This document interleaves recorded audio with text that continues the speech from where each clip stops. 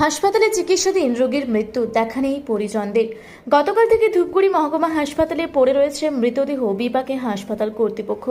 সোমবার বিকেলে কৃষ্ণকান্ত রায় নামে এক যুবককে অসুস্থ অবস্থায় কেউ একজন ধূপগুড়ি মহকুমা হাসপাতালে ভর্তি করে। পরবর্তীতে তার শারীরিক অবস্থার অবনতি হওয়ায় জলপাইগুড়ি সুপার স্পেশালিটি হাসপাতালে স্থানান্তরিত করেন কর্তব্যরত চিকিৎসক। হাসপাতাল সূত্রে খবর, তাকে নিয়ে যাওয়ার মতো কাউকে খুঁজে পাওয়া যায়নি। হাসপাতালে নিয়ে এসে ভর্তি করেছে সেই ব্যক্তিও উধাও। এরপর অল্প কিছুক্ষণের মধ্যে মৃত্যু হয় কৃষ্ণকান্ত রায়ের। তার পরিবারের কারো সন্ধান না পাওয়ায় হাসপাতালের তরফে বিষয়টি জানানো হয় ধূপগুড়ি থানায়। তবে গতকাল রাত থেকে মঙ্গলবার প্রায় দুপুর পর্যন্ত মৃত কৃষ্ণকান্ত রায়ের পরিবারের কারো সন্ধান পাওয়া যায়নি। সেই জন্য এখনো পর্যন্ত ধূপগুড়ি মহকুমা হাসপাতালে পড়ে রয়েছে মৃতদেহ। আর এই মৃতদেহ নিয়ে রীতিমতো বিপাকে পড়েছে ধূপগুড়ি মহকুমা হাসপাতাল কর্তৃপক্ষ। প্রশাসনের তরফে মৃত যুবকের পরিবারের সন্ধান চালানো হচ্ছে। কৃষ্ণকান্ত রায় আজকে তার মৃতদেহ পড়ে রয়েছে ধূপগুড়ি মহকুমা হাসপাতালে এখনো।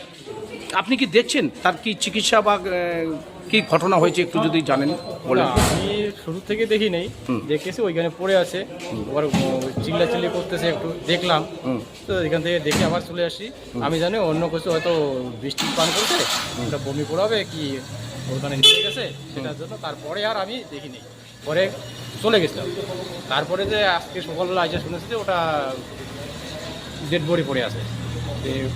আমি অন্য জনের কাছে শুনলাম যেটা নতুন করে আসছে না, আবার কালকে কালকে এক ব্যক্তি ছিল ওইভাবে পড়ে, ওই ব্যক্তি নাকি। আমি সঠিকটা তখন শুনলাম যে হ্যাঁ ঠিক ওইটাই, এর বেশি কিছু আর আমি জানি না। কেমন দেখতে, তার বয়স মোটামুটি কেমন? না, আমি এখন ওর চেহারা ভালো করে দেখিনি।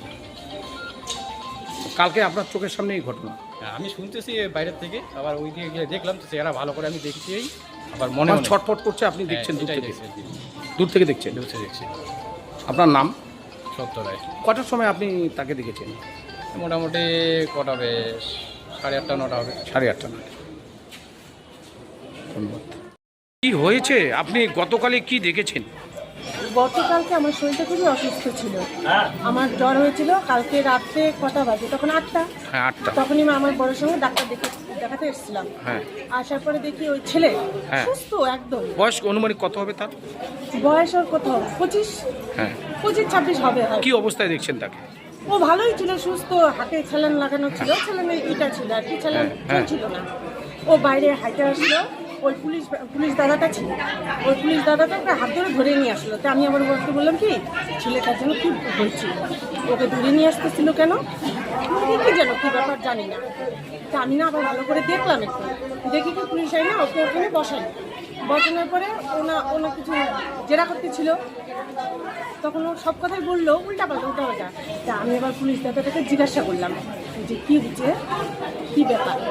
তো পুলিশ দাদাটা আমাকে বললো যে উল্টাপাল্টা কথা বলতেছে, এর মধ্যে কিছু ঘোটালা আছে, হয়তো কোনো ভর্তি করছিল হাসপাতালে। দেখছি কি হয়েছে দেখছি বললো।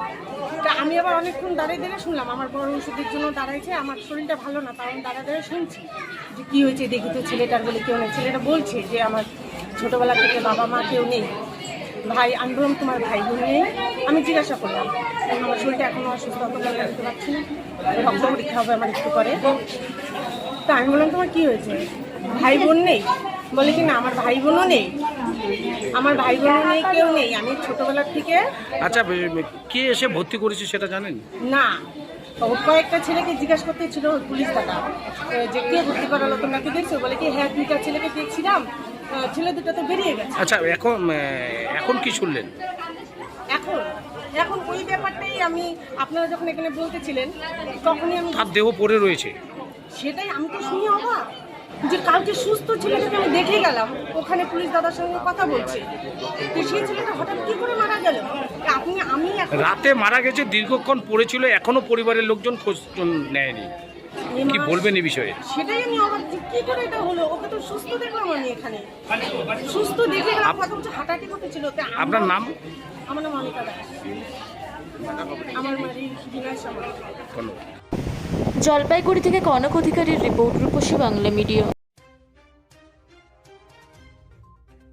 পুরুলিয়ায় পাত্রপাত্রী যোগাযোগের একমাত্র বিশ্বস্ত প্রতিষ্ঠান বিবাহ পরিচয়। আপনার মনের মতো জীবনসঙ্গী খুঁজতে আপনার পাশে রয়েছে বিবাহ পরিচয়।